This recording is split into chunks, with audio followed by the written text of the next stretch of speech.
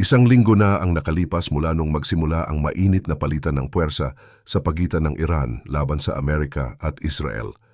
Ang akala ng marami ay mauuwi lang ito sa mga babala, pero sa mga huling ulat ay kitang-kita na ang pagbabago sa galaw ng militar sa gitnang silangan. Hindi na lang ito usapin ng maliliit na drone o mga babala sa radyo dahil sa pagkakataong ito ay inilabas na ng Estados Unidos at Israel ang kanilang mga pinakamalalakas na armas na matagal nilang itinago sa kanilang mga base. Ang mga sandatang ito ay hindi lang basta pandepensa, kundi mga kagamitan na may kakayahang bumura ng mga base militar sa loob lamang ng ilang minuto. Maraming bansa ang nakatutok ngayon dahil ang mga ginagamit na eroplano at bomba ay simbolo ng pinakamataas na antas ng teknolohiya sa modernong digmaan. Pero bakit nga ba ngayon lang ito inilabas at ano nga ba ang kayang gawin ng mga armas na ito sa seguridad ng buong mundo? Pero bago po ang lahat, baka pwedeng palike ang video na ito dahil napakalaking bagay na ito sa aming content creators at mangyaring mag-comment sa baba kung taga saang lugar ka para malaman namin saan umaabot ang ating mga video. Maraming salamat po. Sa gitna ng lalong tumitinding tensyon, ay malinaw na ang labanan ay pumasok na sa isang mas delikadong yugto. Unang namataan ang paglipad ng mga dambuhalang strategic bomber mula sa mga base ng Amerika, at ang mga ito ay hindi lang basta mga ordinaryong jet na nakikita natin sa mga parada. Ang isa sa pinakasikat sa mga ito ay ang B-50 2H Stratofortress na madalas tawaging BF ng mga piloto nito. Kahit na luma na ang modelong ito dahil unang lumipad pa ito noong taong 1955 ay nananatili itong matatag dahil sa mga makabagong upgrade na inilagay ng US Air Force.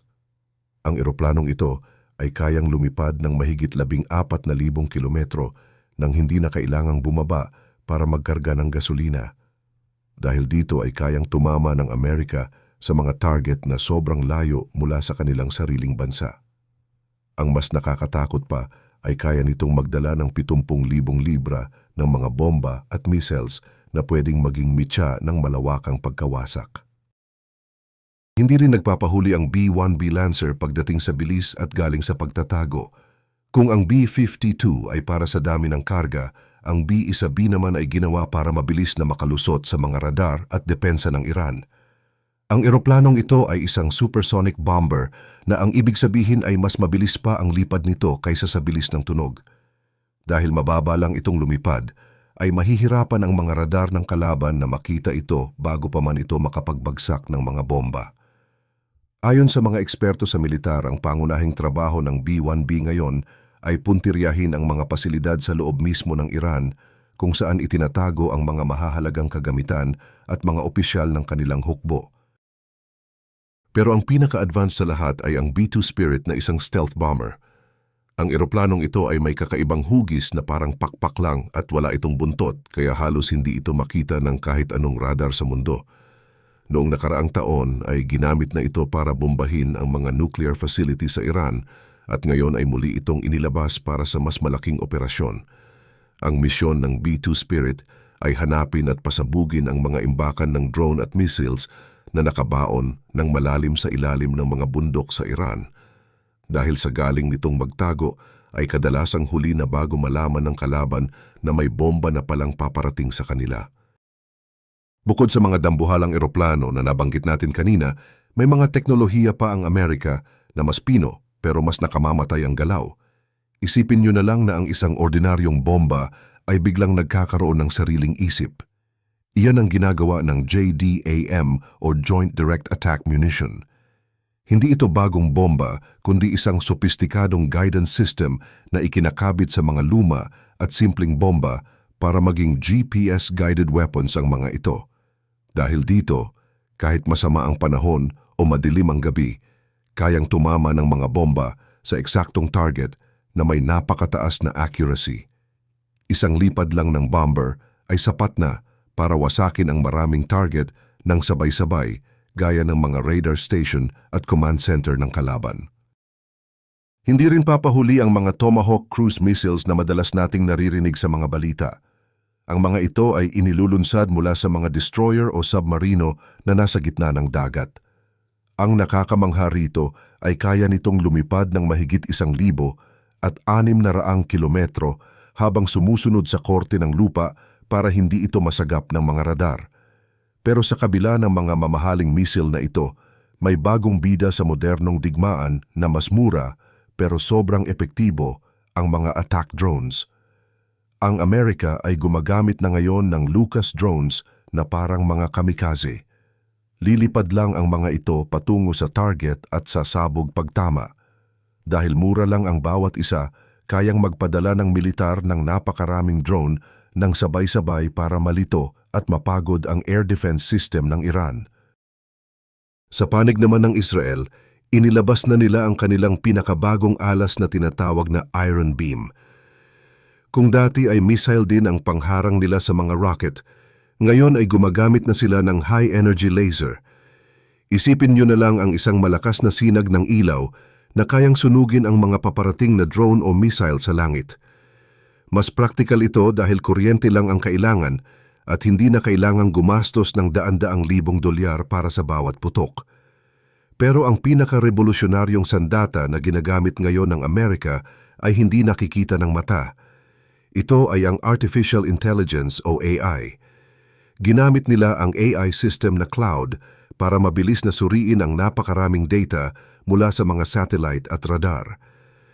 Sa loob lang ng isang araw, nakakatukoy ang AI ng mahigit 1,000 target na dapat unahin. Ang dating inaabot ng ilang araw na pagpaplano ng mga tao, ngayon ay kaya na ng algorithm sa loob lang ng ilang minuto. Ngunit habang abala ang Amerika at Israel sa kanilang teknolohiya, may isang sandata naman ang Iran na nagpapakaba sa mga eksperto sa buong mundo.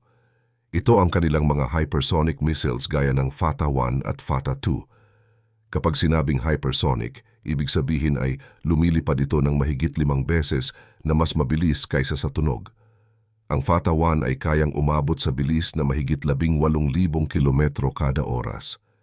Dahil sa sobrang bilis nito at kakayahang magbago ng direksyon habang lumilipad, halos imposible itong harangin ng kahit anong defense system sa mundo. Sa katunayan, ang mga missile na ito ang sinasabing nakalusot sa mga base militar at naging sanhi ng malalaking pagsabog.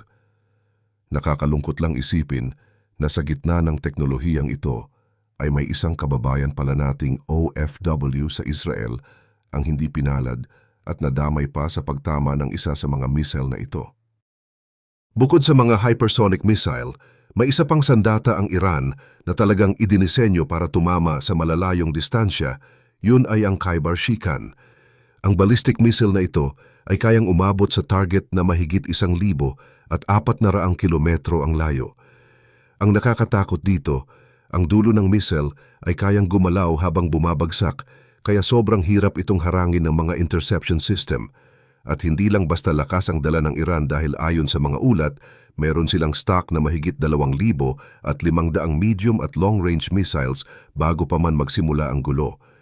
Ito ang dahilan kung bakit hindi tinitigilan ng Amerika ang pagpapadala ng mga bomber para wasakin ang mga imbakan nila sa ilalim ng lupa. Pero kung mayroon mang sandata na mas madalas gamitin ng Iran ngayon, ito ay ang kanilang mga attack drones gaya ng Shahed 136. Ang tawag dito ay kamikaze drone dahil direkta itong bumabangga sa target bago sumabog.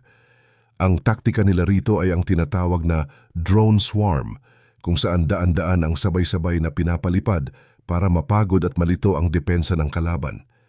Sa loob lang ng ilang araw, mahigit 1,000 drone na ang pinakawalan nila na tumama sa mga base ng Amerika sa Bahrain at iba pang pasilidad sa gitnang silangan. Habang maingay ang bakbakan sa langit, isang tahimik pero malupit na insidente naman ang naganap sa ilalim ng dagat. Ang Iranian warship na Iris Dena ay payapang naglalayag pabalik sa kanilang bansa nang bigla itong tamaan ng isang Mark 48 torpedo mula sa isang Amerikanong submarino. Ang torpedong ito ay idinisenyo para sumabog sa ilalim mismo ng barko upang baliin ang istruktura nito. Sa isang iglap nabiyak ang likurang bahagi ng barko at mabilis itong nilamon ng dagat. Mahigit 87 marino ang kumpirmadong namatay sa trahedyang ito At ayon sa militar ng Amerika, nasa 20 barko na ng Iran ang kanilang napalubog.